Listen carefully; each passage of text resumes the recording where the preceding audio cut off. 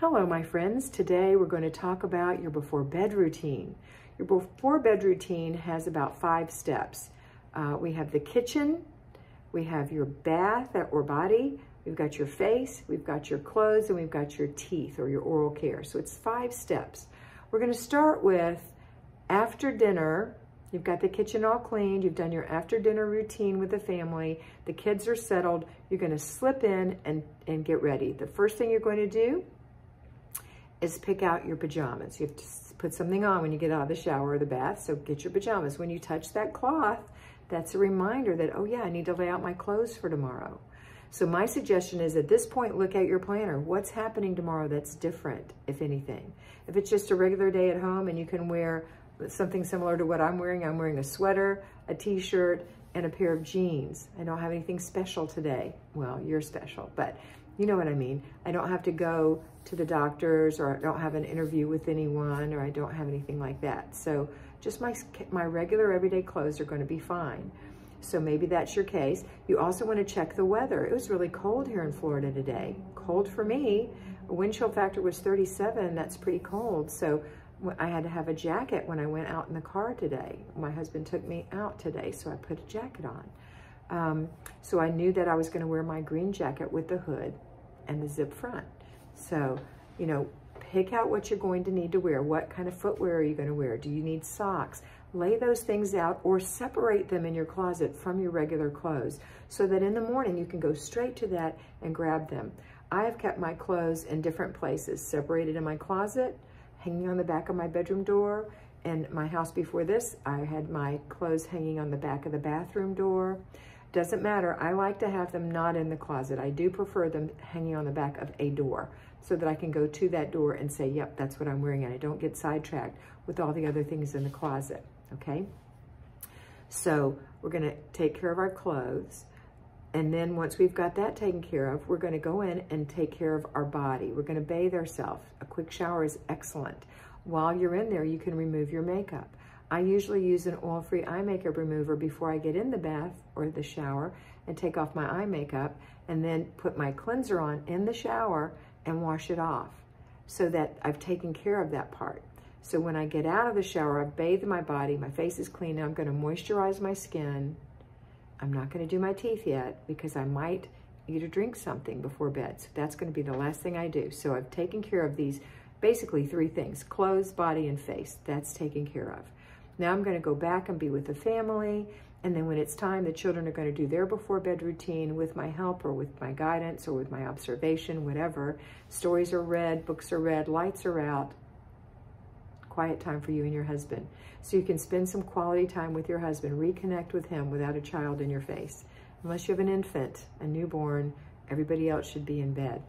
All right, now, right as the clock says X o'clock, whatever time that is for you, for me, it's 9:30. When it's 9:30, I go into the kitchen. I make sure all the dishes, the last dishes have been put in the dishwasher. I put soap in there. I shut it and I turn it on. Take the current cloth, tea towel or dishcloth, dish towel that's hanging up. I pull it off the hook. I wipe the sink out so it's dry and shiny. And then I put a new one out. And I take that dirty one to the laundry room and I lay it out so it can dry. And in the morning, it goes in with the dry towels, okay? So now that I've done that, so that's the kitchen, which is part of your before bed routine, I'm gonna go and take care of my teeth. Now, granted, there are other things that you may or may not have to do. In my home, I have to shut the Venetian blinds or the blinds. You might have to shut the curtains. You may have to pull the shades. I always check to make sure all the doors are locked. I check to make sure that the heater or the air conditioner is on the right temperature. And then I go and I take care of my teeth. That's when I do the last part of my before bed routine, which is oral care. So I brush my teeth and I floss my teeth. I don't put the string on my finger and do the big all over my mouth. I find that too difficult. I don't want to stand in front of the mirror at that point of the day. Brushing my teeth is enough. I brush my teeth and then I go to bed. In the bedroom, I keep plackers.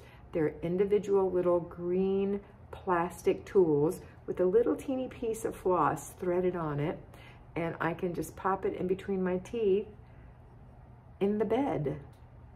Okay, so here's the thing. Some people say, ew, Well, ew, it's already in your mouth anyway. What's in your teeth is in your mouth. If you don't floss it out, it's going to stay between your teeth. Bacteria is going to build and form little colonies between your teeth. And in about 24 hours, that's going to start doing some damage to your gums and teeth. As an ex-dental assistant, my recommendation is that you floss your teeth at night, just once.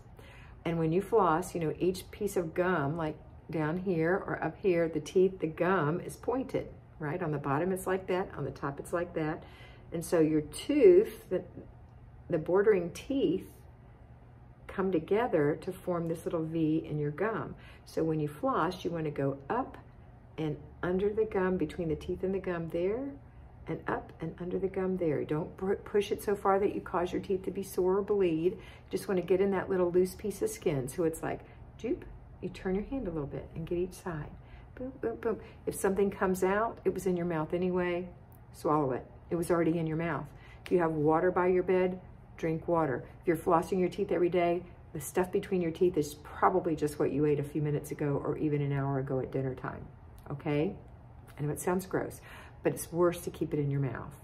If this is not appealing to you and you want to stand in front of the sink and do it and spit out, that's fine. I personally will not floss my teeth if I don't do it in bed. It's just not worth the effort to me, but I will do it in bed. And then I give it to Larry and he throws it into the garbage can. Larry is Mr. B. So I hope that's not too much information for you, but I think it's very, very important that you floss. Okay. It's not only good for your teeth and gums, it's good for your heart. Oral care is good for your heart, actually physically good for your heart. Okay, so now we've taken care of our teeth. We've done everything. Now we need to go to sleep. Now you might not be able to go to sleep right away, which is why you need a time to go into that kitchen and start your little procedure before bed and get in bed. And hopefully you've got 15 to 30 minutes so that you can calm down and go to sleep. So if that's reading a book, if that's watching a video, if that's listening to music, if that's quietly praying, if that's meditation, if it's watching television, whatever works for you that makes you sleepy and want to go to sleep. You know, if you can't watch videos on your phone because it keeps you up for hours, then don't do that. You know, if you can't read on your Kindle if the light just keeps you up, then don't do that. Read a paper book. I don't love to have lots of paper books in the house because it adds to your clutter, but read an old book. This is just to go to sleep. Okay, so whatever works for you. For me, I can watch a video, I can read my Kindle, I can read a paper book, I can listen to music, I can meditate. All of those things make me sleepy, and I go to sleep. Another thing that helps me sleep is to make sure that I have had all the water I need to drink during the day, and I don't drink water after about 7 o'clock at night. I have to be asleep at 10. I don't drink like massive amounts of water. I might take a little sip, but I don't drink water like that before bed because I'll have to get up and go to the bathroom, and that doesn't help me to have a good night's sleep. Oftentimes, I will go to the bathroom in the middle of the night and come back to bed and not be able to sleep. Okay, and those of you with little children, or in my case, taking care of my mother, that happens enough anyway. So we want to get as much sleep as we can, so we're not going to do anything to deter that. So try not to drink massive amounts of water before bed. Get your water done by 6 or 7 o'clock in the evening, your actual bottle of water drinking. If you just want to have a sip or two, that's fine. Okay.